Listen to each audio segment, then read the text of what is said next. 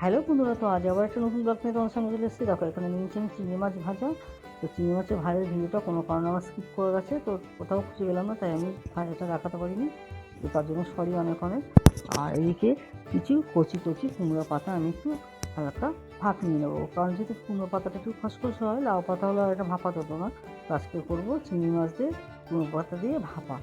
তো দেখো ভাপ নিয়েছি, ওই ঝুড়িতে জল ধুয়ে নেবো ভালো করে। আর এদিকে একটা মশলা করে নেবো, নিয়েছি মিক্সির জার, নিয়েছি কালো সর্ষে, দিয়ে দেবো সাদা তিল, সব কিছু একই পরিমাণে দেবো। তারপর দেবো পোস্ত,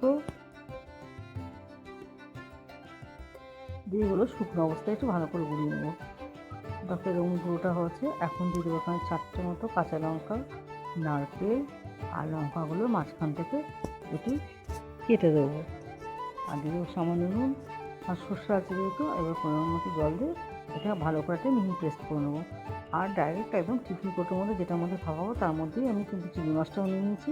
আর এই বাটা মশলাটাও দিয়ে দেবো, আলাদা কোনো পাত্র আমি আর বাড়াবো না। এইবার দেবো ভাপানো কুমড়ো শাকটা, যেটা ভাপ দিয়ে রেখেছিলাম, দিয়ে দেবো পরিমাণ মতো নুন, হলুদ, আর দিয়ে দেবো সামান্য মিষ্টি স্বাদের ব্যালেন্সের জন্য।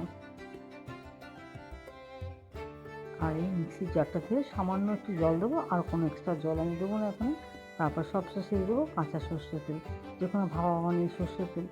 তারপরে এভাবে সমস্ত কিছু ভালো করে চামচের সাহায্যে মিশিয়ে নেবো খুব সুন্দর করে, যাতে সব কিছু ভালো করে মিশিয়ে যায়। এরকম খুব সুন্দর মেশানো হয়ে গেছে।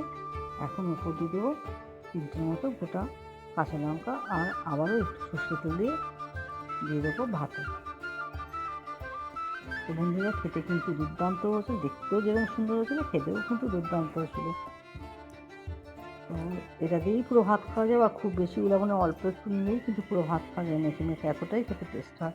তো আগে থেকেই জল বসিয়ে রেখেছিলাম কড়াই, আর স্ট্যান্ডার বসিয়ে দিয়ে দিলাম টিফিন কৌটোটা, আর ঢাকা দিয়ে এটা 20-25 মিনিট হতে দেবো। তো আজকের মতো ভিডিওটা এখানেই শেষ করছি। সবাই ভালো থাকবেন, সুস্থ থাকবে। যদি আমার ভিডিওটা ভালো লেগে থাকে তো একটা লাইক ও সাবস্ক্রাইব করে দেবেন। ঢাকনাটা করে তোমাদের দেখাচ্ছি, দেখো কত সুন্দর হয়েছে, দেখতেও কতটা লোভনীয় হয়েছে।